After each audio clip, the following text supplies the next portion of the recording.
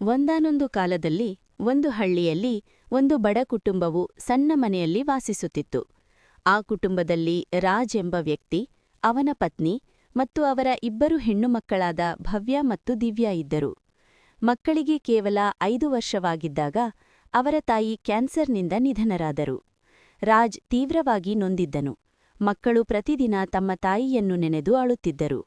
ರಾಜ್ ತನ್ನ ಕೆಲಸವನ್ನು ನಿರ್ವಹಿಸುತ್ತಾ ಮಕ್ಕಳನ್ನು ಬೆಳೆಸಲು ಪ್ರಯತ್ನಿಸಿದನು. ಆದರೆ ಒಬ್ಬನೇ ಅಡುಗೆ ಮಾಡುವುದು, ಹಣ ಗಳಿಸುವುದು ಮತ್ತು ಮಕ್ಕಳನ್ನು ನೋಡಿಕೊಳ್ಳುವುದು ಅವನಿಗೆ ತುಂಬಾ ಕಷ್ಟವಾಯಿತು. ನೆರೆಯವರು ರಾಜ್ಗೆ ಮಕ್ಕಳನ್ನು ನೋಡಿಕೊಳ್ಳಲು ಯಾರಾದರೂ ಬೇಕು, ಆದ್ದರಿಂದ ಮತ್ತೆ ಮದುವೆಯಾಗಲು ಸಲಹೆ ನೀಡಿದರು. ಬಹಳ ಯೋಚಿಸಿದ ನಂತರ ರಾಜ್ ಮರುಮದುವೆಯಾಗಲು ಒಪ್ಪಿಕೊಂಡನು. ಶೀಘ್ರದಲ್ಲೇ ರಾಜ್ನ ಹೊಸ ಹೆಂಡತಿ ತನ್ನ ನಿಜವಾದ ಸ್ವಭಾವವನ್ನು ತೋರಿಸಿದಳು. ಅವಳು ಮಕ್ಕಳ ಮೇಲೆ ಕ್ರೂರವಾಗಿ ವರ್ತಿಸುತ್ತಿದ್ದಳು ಮತ್ತು ಮನೆಯ ಎಲ್ಲಾ ಕೆಲಸಗಳನ್ನು ಅವರಿಂದಲೇ ಮಾಡಿಸುತ್ತಿದ್ದಳು. ಬಾವಿಯಿಂದ ನೀರು ತರುವುದು, ಮನೆ ಸ್ವಚ್ಛಗೊಳಿಸುವುದು, ಬಟ್ಟೆ ಒಗೆಯುವುದು, ಹೀಗೆ ಎಲ್ಲಾ ಕಠಿಣ ಕೆಲಸಗಳನ್ನು ಅವರಿಗೆ ನೀಡುತ್ತಿದ್ದಳು. ಪ್ರತಿದಿನ ಸಂಜೆ ಅವಳು ರಾಜ್ ಬಳಿ ಮಕ್ಕಳು ಸೋಮಾರಿಗಳು, ಬರೀ ಊಟ ಮಾಡುತ್ತಾರೆ ಎಂದು ದೂರು ಹೇಳುತ್ತಿದ್ದಳು. ಒಂದು ದಿನ ಅವಳು ಕೋಪದಿಂದ ಕಿರುಚಿದಳು. ನನಗೆ ಈ ಮಕ್ಕಳಿಂದ ಸಾಕಾಗಿದೆ, ಒಂದೋ ಇವರನ್ನು ಇಲ್ಲಿಂದ ಕಳುಹಿಸಿ, ಇಲ್ಲದಿದ್ದರೆ ನಾನು ಈ ಮನೆ ಬಿಟ್ಟು ಹೋಗುತ್ತೇನೆ. ರಾಜ್ ಅಸಹಾಯಕನಾದನು ಮತ್ತು ಗೊಂದಲಕ್ಕೊಳಗಾದನು. ಒಂದು ರಾತ್ರಿ ಅವನು ಒಂದು ಭೀಕರ ನಿರ್ಧಾರವನ್ನು ತೆಗೆದುಕೊಂಡನು. ತನ್ನ ಹೆಂಡತಿಯ ಕಿರುಕುಳವನ್ನು ನಿಲ್ಲಿಸಲು ಮಕ್ಕಳನ್ನು ಕಾಡಿನಲ್ಲಿ ಬಿಟ್ಟು ಬರಲು ನಿರ್ಧರಿಸಿದನು. ಮರುದಿನ ಬೆಳಿಗ್ಗೆ ರಾಜ್ ಮಕ್ಕಳಿಗೆ, ಸಿದ್ಧರಾಗಿ, ನಾವು ಪ್ರವಾಸಕ್ಕೆ ಹೋಗುತ್ತಿದ್ದೇವೆ ಎಂದು ಹೇಳಿದನು. ಮಕ್ಕಳು ತುಂಬಾ ಸಂತೋಷಪಟ್ಟರು. ರಾಜ್ ಅವರನ್ನು ಕಾಡಿನ ಆಳಕ್ಕೆ ಕರೆದೊಯ್ದು ಒಂದು ಹಣ್ಣಿನ ಮರದ ಕೆಳಗೆ ಕೂರಿಸಿದನು. ನೀವು ಈ ಹಣ್ಣುಗಳನ್ನು ತಿನ್ನಿರಿ, ನಾನು ಈಗಲೇ ಬರುತ್ತೇನೆ ಎಂದು ಹೇಳಿ ಹೋದನು. ಆದರೆ ರಾಜ್ ಮತ್ತೆ ಮರಳಲೇ ಇಲ್ಲ. ರಾತ್ರಿಯಾಗುತ್ತಿದ್ದಂತೆ ಕಾಡು ಕತ್ತಲೆಯಿಂದ ಭಯಾನಕವಾಯಿತು. ಮಕ್ಕಳು ಅಳುತ್ತಾ ಒಬ್ಬರನ್ನೊಬ್ಬರು ಗಟ್ಟಿಯಾಗಿ ಅಪ್ಪಿಕೊಂಡರು. ಸ್ವಲ್ಪ ಸಮಯದ ನಂತರ ಅವರಿಗೆ ದೂರದಲ್ಲಿ ಸಣ್ಣ ಬೆಳಕು ಕಂಡಿತು ಮತ್ತು ಅವರು ಅದರತ್ತ ನಡೆದರು. ಅಲ್ಲಿ ಅವರು ಒಬ್ಬ ವೃದ್ಧೆಯನ್ನು ಭೇಟಿಯಾದರು. ಅವಳು ಮೃದುವಾಗಿ, ಮಕ್ಕಳೇ, ಈ ರಾತ್ರಿ ಕಾಡಿನಲ್ಲಿ ನೀವೇಕೆ ಒಬ್ಬರೇ ಇದ್ದೀರಿ ಎಂದು ಕೇಳಿದಳು. ಮಕ್ಕಳು ಎಲ್ಲವನ್ನೂ ವಿವರಿಸಿದರು. ವೃದ್ಧೆ ನಕ್ಕೂ, ಚಿಂತಿಸಬೇಡಿ, ನನ್ನೊಂದಿಗೆ ಬನ್ನಿ ಎಂದಳು. ಅವಳು ಅವರನ್ನು ಕಾಡಿನ ಮಧ್ಯದಲ್ಲಿದ್ದ ತನ್ನ ಮನೆಗೆ ಕರೆದೊಯ್ದಳು. ಅವರಿಗೆ ಆಹಾರ ನೀಡಿ ಮಲಗಲು ವ್ಯವಸ್ಥೆ ಮಾಡಿದಳು. ಆದರೆ ಸತ್ಯವು ತುಂಬಾ ಭೀಕರವಾಗಿತ್ತು. ಆ ವೃದ್ಧೆ ವಾಸ್ತವವಾಗಿ ನರಮಾಂಸ ಭಕ್ಷಕಿ ರಾಕ್ಷಸಿಯಾಗಿದ್ದಳು. ಮಕ್ಕಳು ತುಂಬಾ ಸಣ್ಣವರು ಮತ್ತು ಬಲಹೀನರಾಗಿದ್ದರಿಂದ ಅವಳು ತಕ್ಷಣವೇ ಅವರನ್ನು ತಿನ್ನದಿರಲು ನಿರ್ಧರಿಸಿದಳು. ಇವರು ಬಲಶಾಲಿಯಾಗುವವರೆಗೆ ನಾನು ಕಾಯುತ್ತೇನೆ ಎಂದು ಅವಳು ಯೋಚಿಸಿದಳು.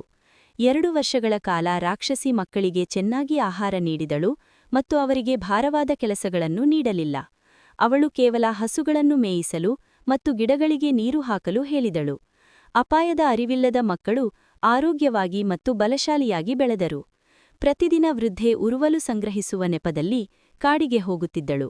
ಆದರೆ ವಾಸ್ತವದಲ್ಲಿ ಅವಳು ಪ್ರಾಣಿಗಳನ್ನು ಬೇಟೆಯಾಡಿ ತಿನ್ನಲು ಹೋಗುತ್ತಿದ್ದಳು. ಒಂದು ದಿನ ಮಧ್ಯರಾತ್ರಿ ಭವ್ಯ ಎಚ್ಚರಗೊಂಡು ವೃದ್ಧೆ ಪಕ್ಕದಲ್ಲಿ ಇಲ್ಲದಿರುವುದನ್ನು ಗಮನಿಸಿದಳು. ಕುತೂಹಲ ಮತ್ತು ಆತಂಕದಿಂದ ಭವ್ಯ ನಿಶ್ಶಬ್ದವಾಗಿ ಹೊರಬಂದಳು. ವೃದ್ಧೆ ಕಾಡಿನೊಳಗೆ ಹೋಗುತ್ತಿರುವುದನ್ನು ಕಂಡು ಅವಳು ರಹಸ್ಯವಾಗಿ ಹಿಂಬಾಲಿಸಿದಳು. ಮುಂದೆ ಭವ್ಯ ಕಂಡ ದೃಶ್ಯ ಅವಳನ್ನು ಬೆಚ್ಚಳಿ ಬೀಸಿತು. ವೃದ್ಧೆ ಇದ್ದಕ್ಕಿದ್ದಂತೆ ಚೂಪಾದ ಹಲ್ಲುಗಳು, ಉರಿಯುವ ಕಣ್ಣುಗಳು ಮತ್ತು ಉದ್ದನೆಯ ಕೊಂಬುಗಳನ್ನು ಹೊಂದಿದ ರಾಕ್ಷಸಿಯಾಗಿ ಬದಲಾದಳು. ಭವ್ಯ ಮರದ ಹಿಂದೆ ಅಡಗಿ ಕುಳಿತು ರಾಕ್ಷಸಿ ಪ್ರಾಣಿಯೊಂದನ್ನು ಕೊಂದು ಕ್ರೂರವಾಗಿ ತಿನ್ನುವುದನ್ನು ನೋಡಿದಳು. ಭಯಭೀತಳಾದ ಭವ್ಯ ಶಬ್ದ ಮಾಡದೆ ಮನೆಗೆ ಮರಳಿದಳು. ಅವಳ ಹೃದಯ ವೇಗವಾಗಿ ಬಡಿಯುತ್ತಿತ್ತು. ಅವಳು ಸುಮ್ಮನೆ ಮಲಗಿ ಬೆಳಗಿನವರೆಗೆ ನಿದ್ರಿಸುವಂತೆ ನಟಿಸಿದಳು. ಮರುದಿನ ಇಬ್ಬರೂ ಸಹೋದರಿಯರು ಎಂದಿನಂತೆ ತೋಟಕ್ಕೆ ಹೋದರು. ಅಲ್ಲಿ ಭವ್ಯ ತಾನು ಹಿಂದಿನ ರಾತ್ರಿ ನೋಡಿದ್ದೆಲ್ಲವನ್ನೂ ದಿವ್ಯಳಿಗೆ ಹೇಳಿದಳು. ದಿವ್ಯ ಆಘಾತಕ್ಕೊಳಗಾದಳು, ಆದರೆ ಶಾಂತವಾಗಿ ಉಳಿದಳು. ಎಚ್ಚರಿಕೆಯಿಂದ ಯೋಚಿಸಿದ ನಂತರ ಸಹೋದರಿಯರು ಜಾಣಿತನದಿಂದ ವರ್ತಿಸಬೇಕೆಂದು ನಿರ್ಧರಿಸಿದರು. ಅವರು ಇನ್ನೂ ಹೆಚ್ಚು ಕಾಲ ಅಲ್ಲಿ ಉಳಿದರೆ ಅಪಾಯ ಎಂಬುದು ಅವರಿಗೆ ತಿಳಿದಿತ್ತು. ಒಟ್ಟಾಗಿ ಸೇರಿ ಅವರು ಆ ರಾಕ್ಷಸಿಯನ್ನು ಕೊಂದು ತಪ್ಪಿಸಿಕೊಳ್ಳಲು ಒಂದು ಯೋಜನೆಯನ್ನು ರೂಪಿಸಿದರು. ಒಂದು ದಿನ ಆಕೆ ಸಹೋದರಿಯರಿಗೆ ಒಂದು ಕೆಲಸವನ್ನು ನೀಡಿದಳು. ಅರಿಶಿಣ ಕುಟ್ಟುವ ಒನಕವನ್ನು ಸಿದ್ಧಪಡಿಸಲು ಹೇಳಿದಳು. ಸಹೋದರಿಯರು ತಮಗೆ ಆ ಒನಕವನ್ನು ಸರಿಯಾಗಿ ಹಿಡಿಯಲು ಬರುವುದಿಲ್ಲ ಎಂದು ನಟಿಸಿದರು. ವೃದ್ಧೆ ಅದನ್ನು ಹೇಗೆ ಹಿಡಿಯಬೇಕೆಂದು ತೋರಿಸಿಕೊಟ್ಟಳು. ಅದೇ ಕ್ಷಣದಲ್ಲಿ ಸಹೋದರಿಯರು ತಮ್ಮ ಯೋಜನೆಯನ್ನು ಕಾರ್ಯರೂಪಕ್ಕೆ ತಂದರು. ಅವರು ಒನಕವನ್ನು ಗಟ್ಟಿಯಾಗಿ ಹಿಡಿದು ಪೂರ್ಣ ಶಕ್ತಿಯಿಂದ ವೃದ್ಧೆಗೆ ಹೊಡೆದರು. ಅವಳ ವೇಷವು ಕಣ್ಮರೆಯಾಗಿ ರಾಕ್ಷಸ ಮುಖವು ಬಹಿರಂಗವಾಯಿತು. ರಾಕ್ಷಸಿ ಪ್ರತಿಕ್ರಿಯಿಸುವ ಮೊದಲೇ ಸಹೋದರಿಯರು ಅವಳನ್ನು ಆಳವಾದ ಗುಂಡಿಗೆ ತಳ್ಳಿದರು. ಅವರು ಗುಂಡಿಯನ್ನು ಮಣ್ಣು ಮತ್ತು ಕಲ್ಲುಗಳಿಂದ ಮುಚ್ಚಿ ರಾಕ್ಷಸಿಯನ್ನು ಶಾಶ್ವತವಾಗಿ ಅಲ್ಲಿಯೇ ಬಂಧಿಸಿದರು. ಸಹೋದರಿಯರು ಅಂತಿಮವಾಗಿ ಮುಕ್ತರಾದರು. ಅವರು ಕಾಡಿನಲ್ಲಿ ವ್ಯವಸಾಯ ಮಾಡುತ್ತಾ ಹಸುಗಳನ್ನು ಮೇಯಿಸುತ್ತಾ ನೆಮ್ಮದಿಯಿಂದ ವಾಸಿಸುತ್ತಿದ್ದರು. ಒಂದು ದಿನ ಕಾಡಿನ ದಾರಿಯಲ್ಲಿ ಹೋಗುತ್ತಿದ್ದ ರಾಜ್ನಿಂದ ದಿವ್ಯಳನ್ನು ನೋಡಿದನು. ಅವನು ಅವಳ ಕಥೆಯನ್ನು ಕೇಳಿದನು ಮತ್ತು ಅವಳು ಎಲ್ಲವನ್ನೂ ವಿವರಿಸಿದಳು. ಅವಳ ಸೌಂದರ್ಯ, ಧೈರ್ಯ ಮತ್ತು ದಯೆಗೆ ರಾಜ್ ಮಾರುದನು. ರಾಜ್ ದಿವ್ಯಳಿಗೆ ಮದುವೆಯ ಪ್ರಸ್ತಾಪವನ್ನು ಇಟ್ಟನು. ಅವಳು ನಾನು ನನ್ನ ಸಹೋದರಿಯನ್ನು ಒಬ್ಬಳನ್ನು ಬಿಟ್ಟು ಬರುವುದಿಲ್ಲ ಎಂದು ಉತ್ತರಿಸಿದಳು. ರಾಜ್ ಅವಳ ಪ್ರೀತಿಯನ್ನು ಗೌರವಿಸಿ ತನ್ನ ಸಹೋದರನಿಗೆ ಭವ್ಯಳನ್ನು ವಿವಾಹ ಮಾಡಿಕೊಡುವ ವ್ಯವಸ್ಥೆ ಮಾಡಿದನು. ಇಬ್ಬರು ಸಹೋದರಿಯರು ಒಪ್ಪಿಕೊಂಡರು ಮತ್ತು ಮದುವೆಯು ಅದ್ಧೂರಿಯಾಗಿ ನಡೆಯಿತು. ಸಹೋದರಿಯರು ರಾಣಿಯರಾದರು ಮತ್ತು ಅವರ ಜೀವನ ಪೂರ್ಣವಾಗಿ ಬದಲಾಯಿತು. 1 ವರ್ಷದ ನಂತರ ಇಬ್ಬರು ಭಿಕ್ಷುಕರು ಅರಮನೆಯ ದ್ವಾರಕ್ಕೆ ಬಂದರು. ತಮ್ಮ ತಂದೆ ರಾಜ್ ಮತ್ತು ಮಲಧಾಯಿಯನ್ನು ನೋಡಿದ ಸಹೋದರಿಯರು ಆಘಾತಗೊಂಡರು. ರಾಜ್ ಮಕ್ಕಳನ್ನು ಕೈಬಿಟ್ಟದ್ದಕ್ಕಾಗಿ ಅಳುತ್ತಾ ಕ್ಷಮೆಯಾಚಿಸಿದನು. ಮಲಧಾಯಿಯೂ ಸಹ ತನ್ನ ಕ್ರೌರ್ಯವನ್ನು ಒಪ್ಪಿಕೊಂಡು ಅಳತಳು.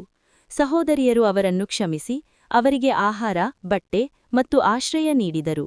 ರಾಜ್ ತನ್ನ ತಪ್ಪುಗಳನ್ನು ಅರಿತುಕೊಂಡನು ಮತ್ತು ಎಂದಿಗೂ ಅದನ್ನು ಪುನರಾವರ್ತಿಸುವುದಿಲ್ಲ ಎಂದು ಭರವಸೆ ನೀಡಿದನು. ಕ್ರೌರ್ಯವು ನಾಶವನ್ನು ತರುತ್ತದೆ, ಆದರೆ ಪ್ರೀತಿ, ಧೈರ್ಯ ಮತ್ತು ಕ್ಷಮೆ ಯಾವಾಗಲೂ ಗೆಲ್ಲುತ್ತದೆ ಎಂದು ಅರಿತು ಆ ಕುಟುಂಬವು ನೆಮ್ಮದಿಯಿಂದ ಒಟ್ಟಿಗೆ ಬದುಕಿತು.